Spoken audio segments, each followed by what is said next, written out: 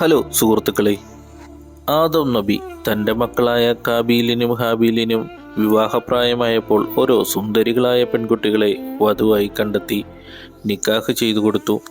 എന്നാൽ നിക്കാഹിന് ശേഷമാണ് കാബീൽ തൻ്റെ ഭാര്യയേക്കാൾ സുന്ദരിയായ ഹാബീലിൻ്റെ ഭാര്യയെ കാണുന്നത്. ആ സൗന്ദര്യത്തിൽ അവന് അസൂയ തോന്നി. ആ അസൂയ കാബീലിനെ ഒരു പ്രതികാരദാഗിയാക്കി മാറ്റി.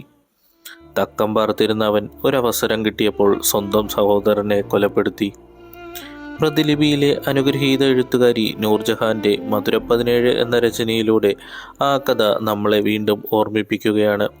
കാരണം കാബീൽ ഇന്നും പലരിലൂടെയും ജീവിക്കുന്നു എന്ന് എഴുത്തുകാരി തുറന്നു കാട്ടുന്നു.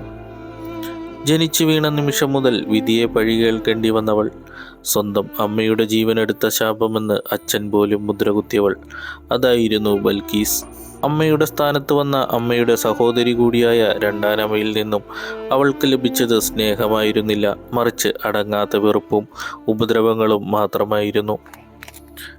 കണ്ണുനീർ മാത്രമായി മാറിയ ജീവിതത്തിൽ ബൽക്കീസിന് ഉമ്മൂമ്മയുടെ കരുതൽ നിറഞ്ഞ സ്പർശവും അവളെ ഒരു മകളെ പോലെ ചേർത്ത് പിടിച്ച അധ്യാപികയുടെ വാത്സല്യവും മാത്രമായിരുന്നു കൂട്ട്. എന്നാൽ 17-ാം വയസ്സിൽ വിധി അവളെ വീണ്ടും തോൽപ്പിച്ചു. അവൾ വിധവയായി. ഇന്ന് ബൽക്കീസ് ഓടുകയാണ്. തന്നെ മോഹിച്ച ഭർതൃ സഹോദരനിൽ നിന്ന്, തന്നെ പിച്ചി ചീന്താൻ വരുന്ന വേട്ടക്കാരിൽ നിന്ന് അവൾ ഓടുകയാണ്.